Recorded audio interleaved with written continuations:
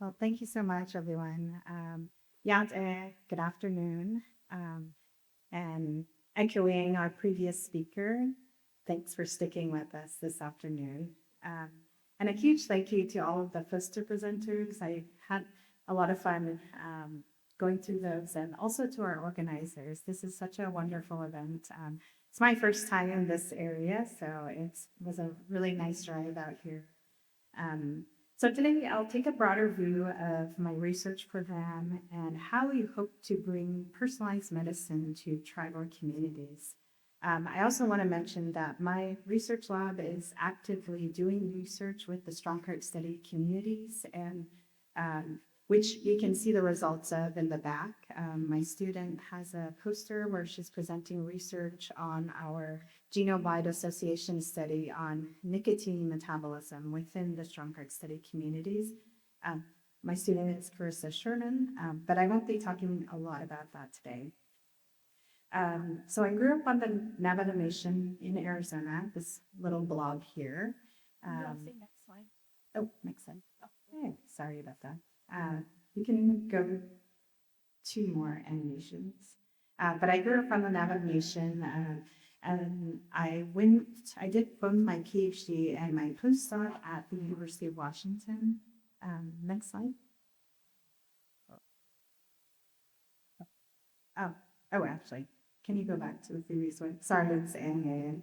But one of the things I wanted to highlight was that I worked with the Northwest Alaska Pharmacogenomics Research Network, and this really got me started in the work that I do today, where the Northwest Alaska Pharmacogenomics Research Network worked with multiple tribal communities in Alaska and Montana, and their whole goal was to use community-driven research partnerships to identify barriers and facilitators in pharmacogenomic research. But in 2019, I moved back to my beloved Southwest and started my own research lab. Next slide. And my research lab studies many things, but this is a word cloud of the last 3 grants that I submitted. So we do a lot of work with Indigenous groups. We do a lot of genetics work. We work with tribes and communities, and also try to work with students. Next slide. And next slide. So this is an overview of the lab. One of the primary things we do is pharmacogenomics research, and that's a long word, pharmacogenomics, but it's 2 words in one. Pharmacy, so when you think of pharmacy, you think of drugs and the medications that you receive. When you think about genetics or genomics, you're just thinking about your DNA or and everything, that genetic information that makes you who you are. So by combining both of those, that is pharmacogenomics. So we study the genetic variation underlying people's response to drugs or medication. So I work with a lot of different tribal communities, including the Strong Heart Study communities. We have a lot of different projects that relate to drug metabolism. The work that I do with the Strong Heart Study communities is really related to nicotine metabolism and how our bodies process nicotine and how that relates to how people quit smoking and what their end disease or their end smoking cessation efficacy, and if it leads to other comorbidities down the future. But in my work, I found that working on genetics, there was really a disconnect between genomic research and Native communities. And so I really wanted to move my work beyond genetic kinase but rethinking ethical ways of engaging different groups. So I work on a lot of cultural and bioethical research with different groups as well. Next slide. So the research mission of my lab is to use functional genomics, do experiments and computational methods to look at the pharmacogenomics and different characteristics in underrepresented populations and how this relates to health. But we want to do this in a community engaged way and also inclusive of Indigenous values and knowledge. Next slide. Next slide. So I've talked a lot about personalized medicine, but what is it really? Personalized medicine is a buzzword you might have heard, or precision medicine is also another term, but it's an emerging field that uses an individual's genetics and their genetic profile, the environment, and their lifestyle to aid in the diagnosis, prevention, and treatment of different diseases. And at the foundation of personalized medicine is pharmacogenomics. So this is one way we can really target different drug therapies for a specific individual based on your genetics, based on your environment. So a lot of places have started to implement this. Next slide. Including a lot of biobanks around the country. You might have heard of like All of Us, but at the University of Colorado, we have the Colorado Center for Personalized Medicine, in which patients can opt in, and when they opt in, they get their blood drawn, and then they're able to get their genetic information back in a personalized way. Next slide. So the promise of pharmacogenomics and personalized medicine. So this whole idea is really to optimize care for a patient. And so if we were given a room like this, let's say there's about 50 people in this room, about 5% of people in this room, given a specific medication, you would have an adverse drug effect. And this is just a general population. If we took age into account, then maybe 10% would have an adverse drug reaction. Or if we looked at underrepresented population, indigenous populations, we might see more adverse drug effects. So the whole idea of using your genetics to prescribe medications is so we minimize those adverse drug effects and improve health overall. Next thing. So our group conducted a review a couple years ago looking at genetic variation related to pharmacogenes. There are about 50 of them that metabolize all of the medications that we use today. And we looked within the United States, within Canada, within Mexico, but these were all of the pharmacogenetic studies that we could find. So there were only 6 studies conducted within American Indian and Alaska Native groups. 5 of those studies were from the University of Washington group that I worked with as a postdoc.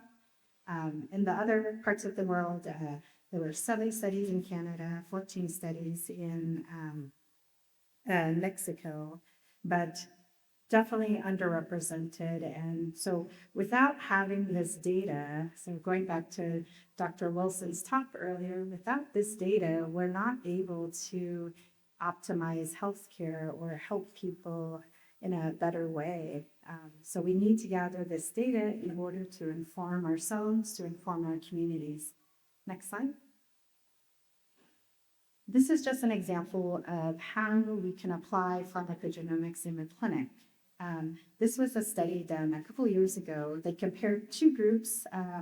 The top group is the EU-PAC, the bottom group is COAG, and they used the pharmacogenetic algorithm that took into account genetic variation from 2 genes, BCORC1 and CYP2C9, and then they compared that to the standard of clinical care. So what happens is that these genes help metabolize the drugs that are used when someone has a cardiac event. So often warfarin or Coumadin is prescribed.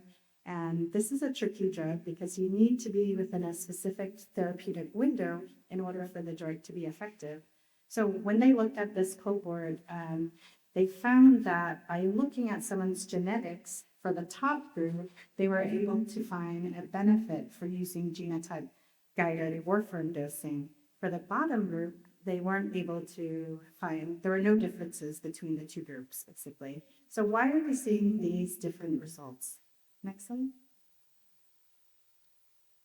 Well, you might have guessed this, but the EU-PAC had primarily European descent populations.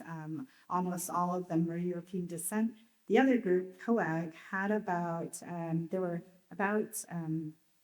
think there were about 27% African-American representation there. And it's well known in African-American individuals that 2 variants, the 2C9 star 2 and star 3 are at very low frequency, and these were the only ones considered in this algorithm. So going back to, if we don't have the data to understand what this does in indigenous populations, there's potentially going to be misguided dosing or missed opportunities for decreasing adverse health effects. Next slide. So one can imagine using this information for optimizing care based on differences in drug disposition, but there are a lot of really important clinical implications. One, there's phenotypic misclassification. So someone might think you metabolize normal, but you might be a slow metabolizer and have a really valid adverse effect. This also can contribute to healthcare disparities. I think we all know what a disparity cancer is in our communities, or type 2 diabetes. So all of these medications are metabolized by these genes within pharmacogenomics. And there's really missed opportunities for optimizing care. So while it's important to consider increasing this knowledge about genetic variation, it's also important to do research with tribal communities. Next slide.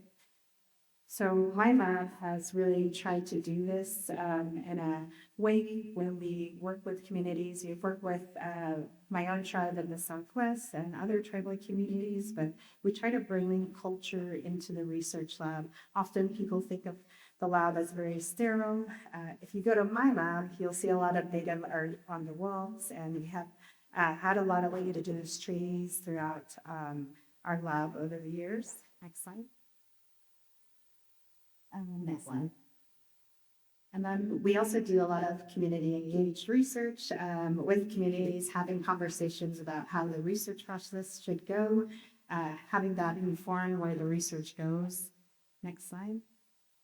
And then we've been able to develop educational materials that are specific to the communities.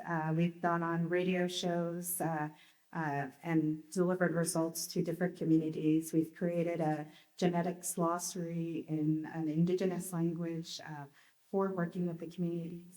Next slide. Oh, sorry. And then also, we do have an active, engaged, and supportive environment for students. So if you have any students interested in genetics, send them my way. I'm always happy to host students in my lab. Next slide. And then just wanted to thank all of the tribal partners and collaborators and my lab members to make the lab a wonderful environment to work with. So thank you again.